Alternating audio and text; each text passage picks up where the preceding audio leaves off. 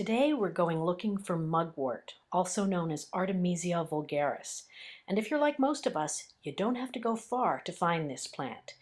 The finely dissected foliage sort of resembles that of chrysanthemum, also looks a little bit like ragweed, but in addition to its very spicy smell if you crush a leaf between your fingers, take a look at the underside of the foliage and you'll see that it's a very bright white. That is a key ID characteristic for Artemisia vulgaris, also known as mugwort. Today we're making mugwort soup. You'll need 4 cups of tender mugwort leaves, a medium onion chopped, olive oil to taste.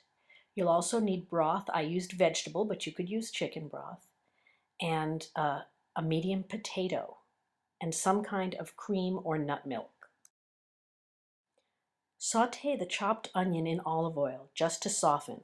Then add the potato cut into 1-inch cubes, the broth, either vegetable or chicken, and half of the artemisia leaves. Boil this until the potatoes become soft. Next, add the cream or nut milk, the rest of the artemisia leaves, and let it simmer for about 10 minutes. Take the soup off the stove and let it cool before you process in a food processor to create a nice smooth texture. You're probably going to have to do this in batches, as I did. While you watch me doing that in batches, I'll tell you that this recipe is originally from Tama Matsuoka Wong's book, Foraged Flavor, which I highly recommend.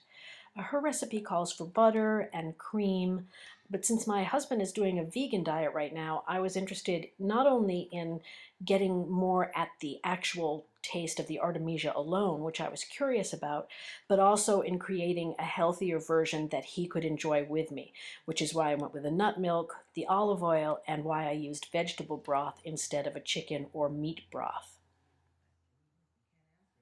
Tama also suggests using Tabasco and mushrooms to flavor the soup, explaining that mushrooms echo the earthy flavor of the mugwort.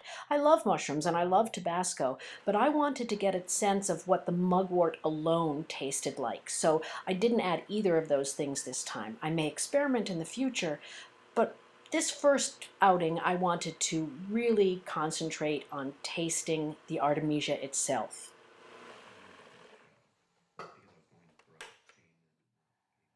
The flavor of mugwort is broadly spicy, deep, herbal. It's not sharp. It's always difficult to describe a new taste in terms of another, but if you've ever eaten chrysanthemum leaves, which are actually sold in Japanese markets, the flavor is not dissimilar to that.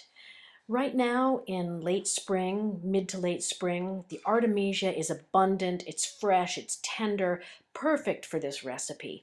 So I suggest you wander outside, take a walk around, and in no time at all, I bet you'll have enough leaves to make yourself a nice batch of mugwort soup. Bon appetit!